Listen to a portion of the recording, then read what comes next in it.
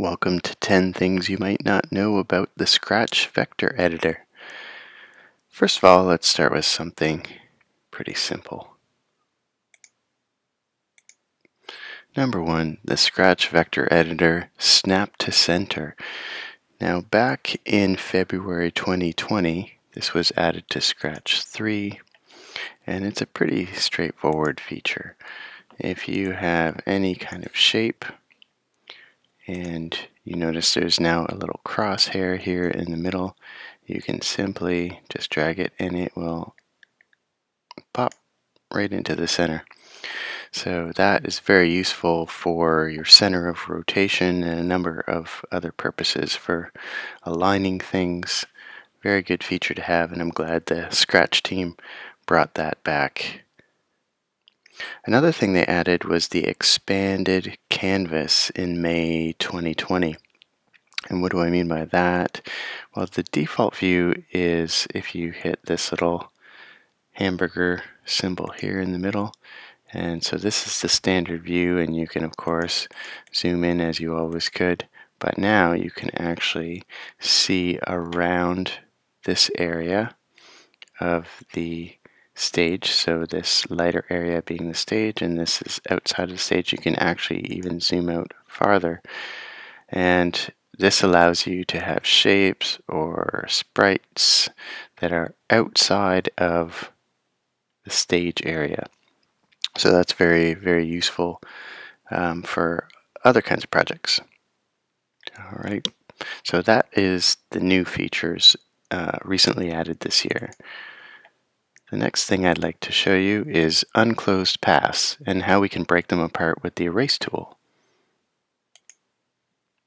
All right, so let's use our circle here.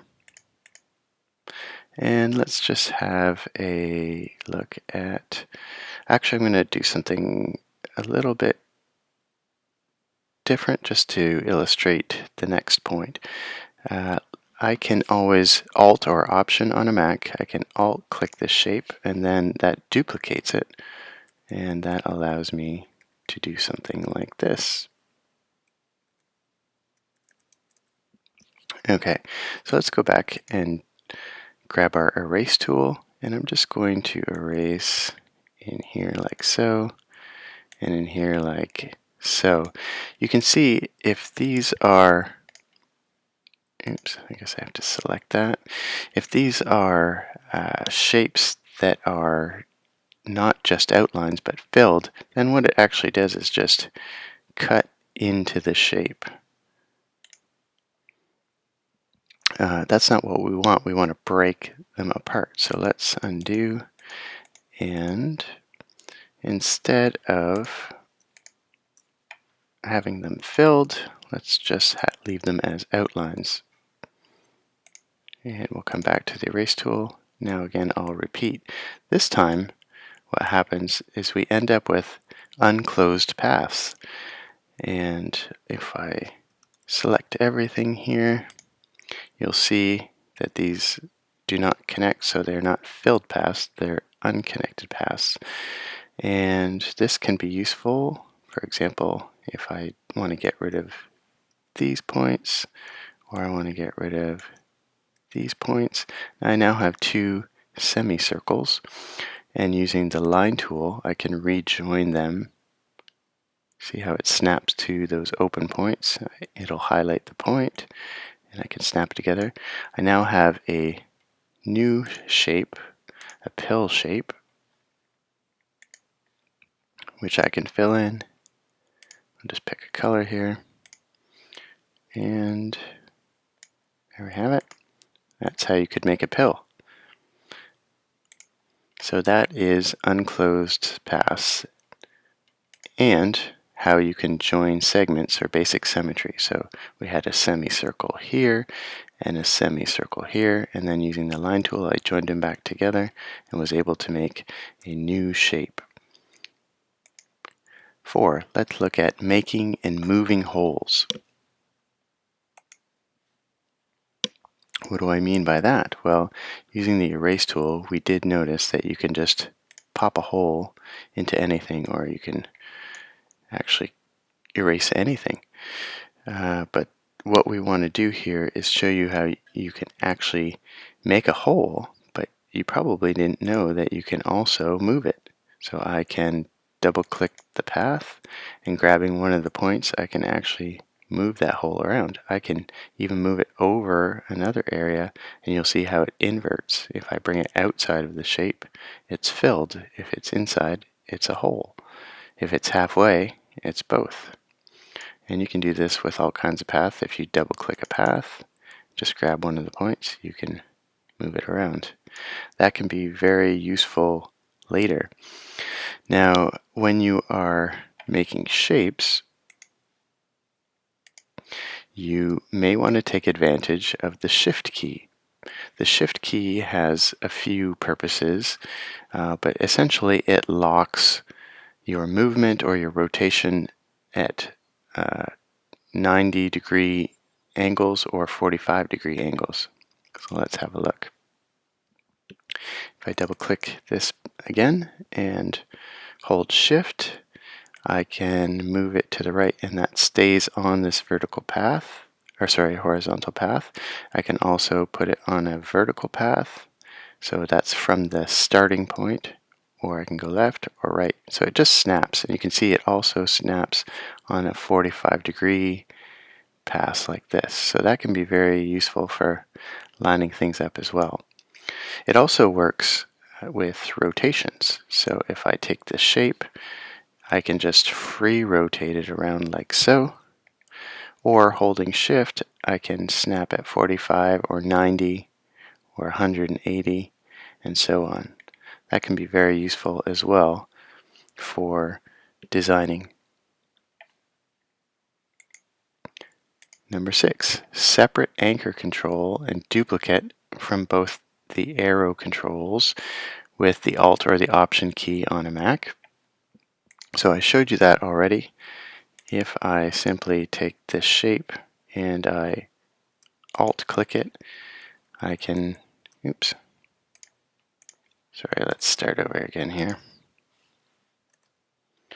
Let's just put down a circle.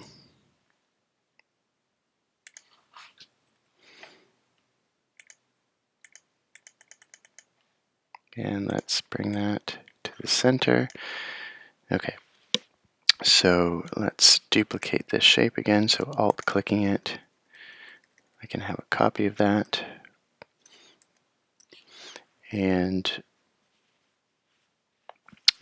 so as you see, Alt clicking will duplicate it, but it also has some other functions when we are editing paths. So for example, if I look at this point, I can see the two handlebars on this point. If I move them, they are connected together, so they work like that.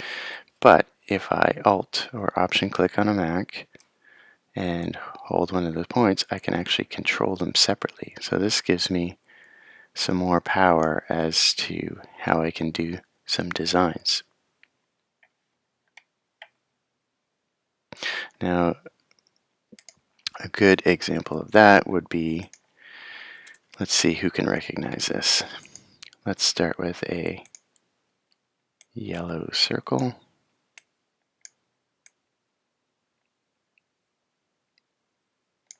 That looks good.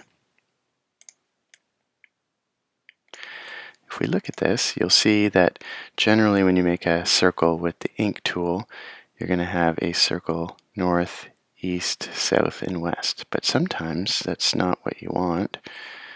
So let's use our Shift tool to rotate 45 degrees. And now, when you look, you'll see they are now at the northeast, east, and southeast, and southwest, and northwest.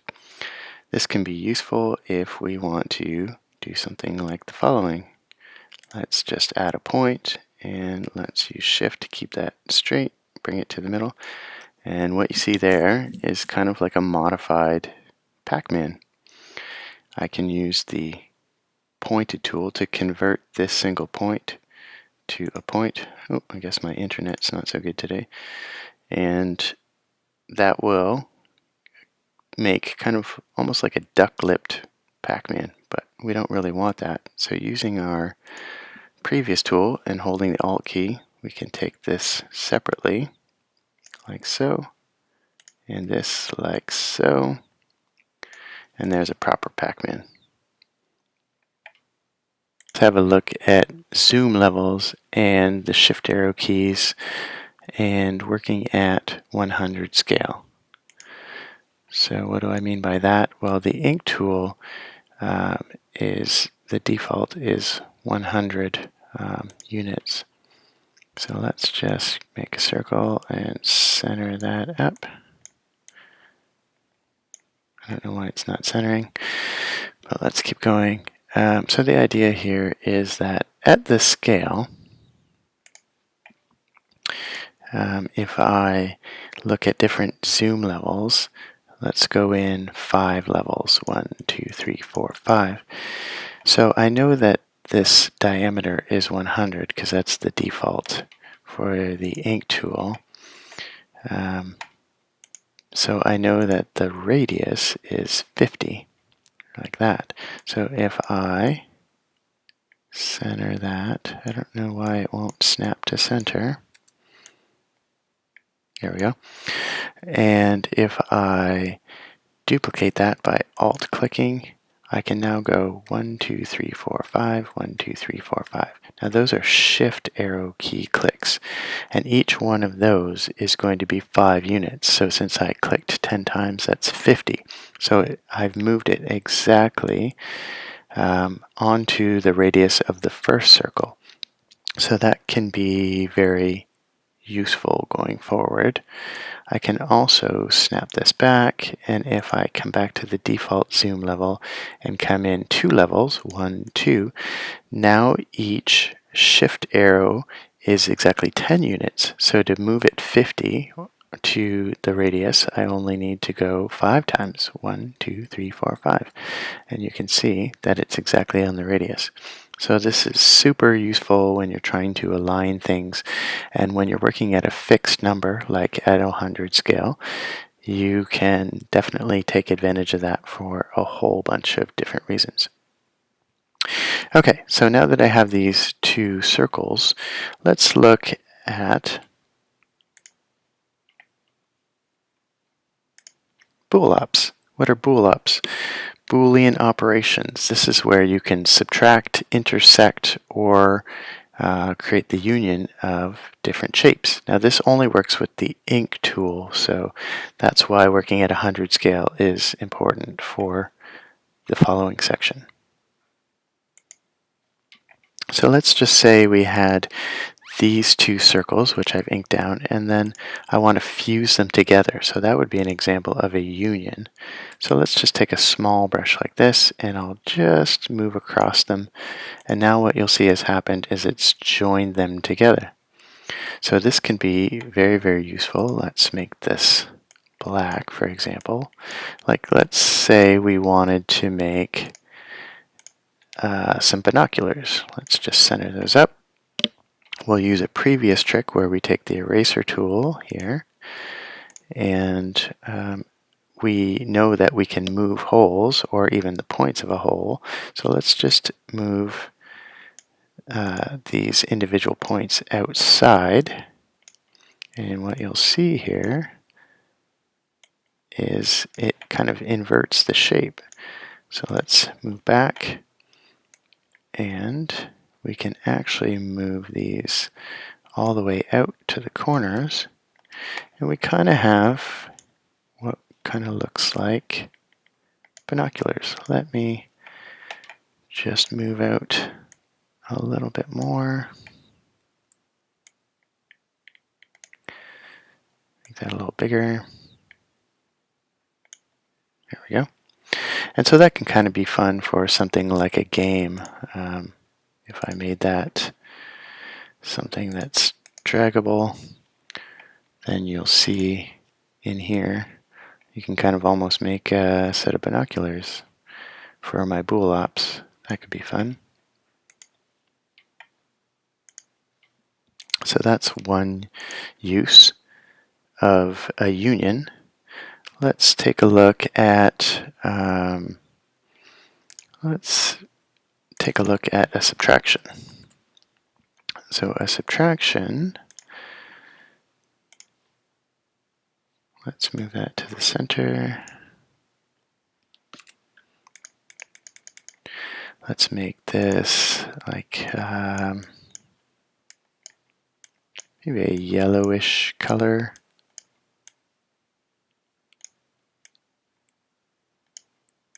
A little more yellow, there we go. Now this would be useful if I wanted to make, for example, a crescent moon. Let's take the eraser, let's use the exact same radius, and let's just subtract this circle from the first circle.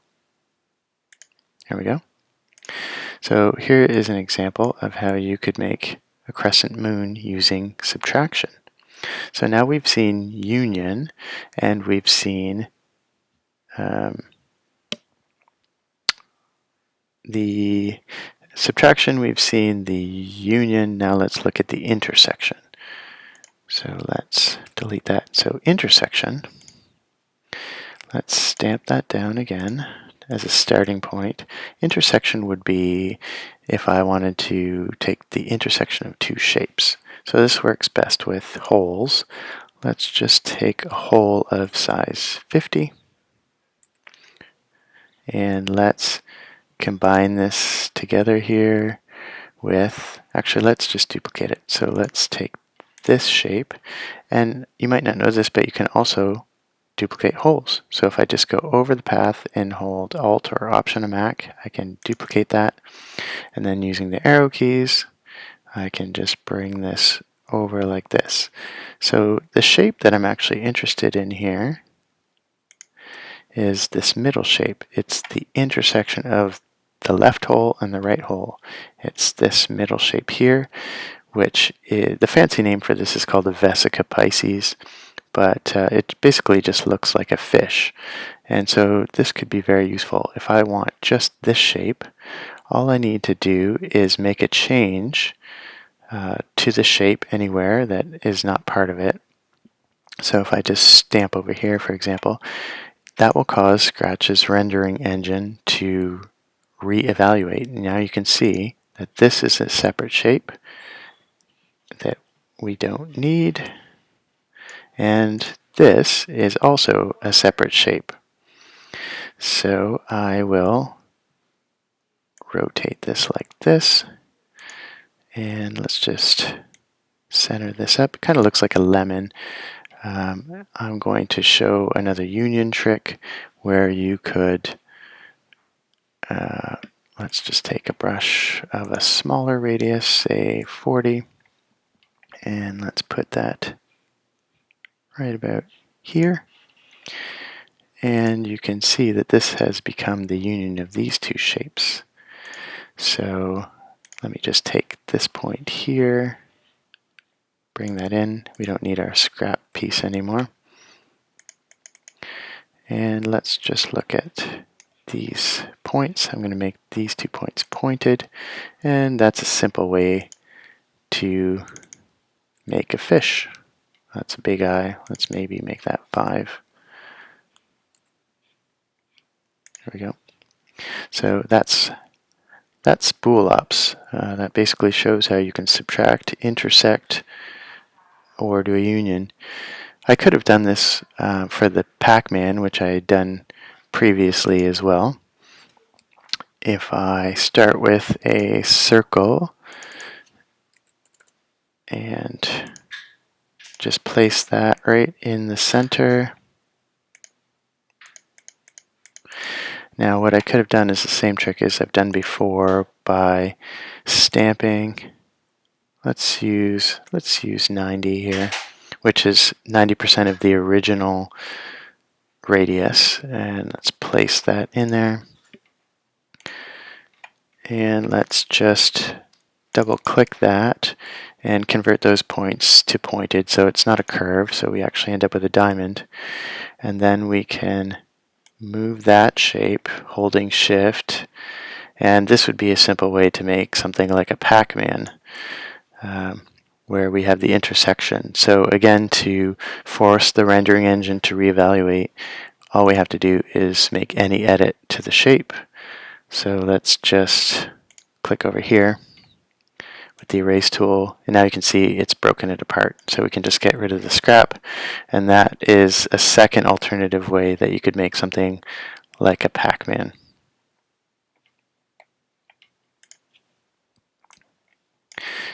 Okay, so moving on to number 9. How would you make an equilateral triangle? It's pretty simple with a little know-how. Unfortunately, Scratch is quite primitive and it only gives you the square and the circle tools. But if you wanted to make a triangle, you have to have just a little bit of know-how. You can also make other primitives like hexagons, pentagons, and decagons. I have other videos which I'll link to that you can learn how to make those shapes, but for now we'll just keep it simple. So again, this takes advantage of working at 100 scale. So I'll just stamp down a circle and I'll center it. We'll move into zoom level 5.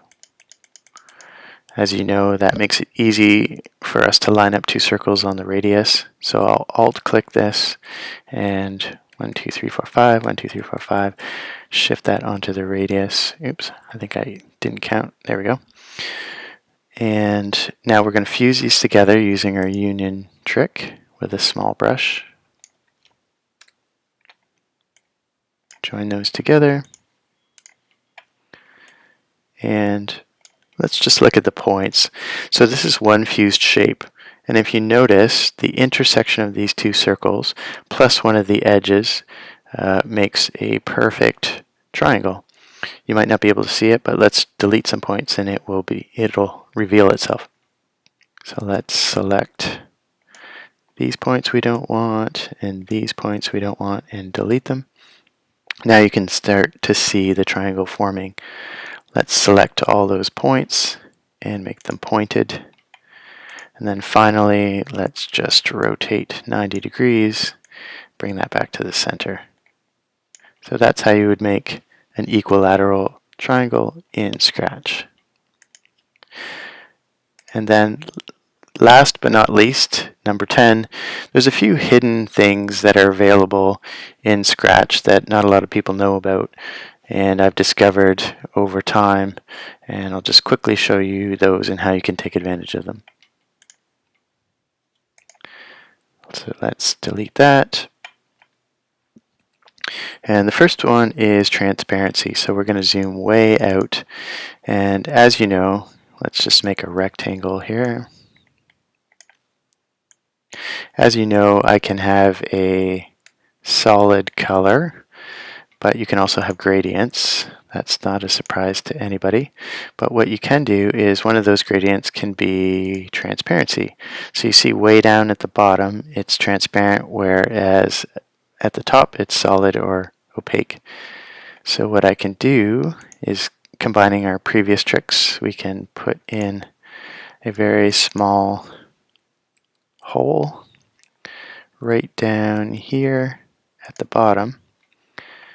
And now I'm going to take this point and this point, and I'm just going to bring them down. And when you use the resize tool, it also resizes the gradient starting points, but if you work with the individual points, it doesn't move them. So you can take advantage of this like this, and you can see now that I basically have kind of like a transparent square here. And the advantage of this, I mean, obviously you can use an outlined square, but the advantage is that if you use a click handler, you can still click it even if it's transparent. So that can be an advantage for a game or some other reason why you'd want to click a transparent shape.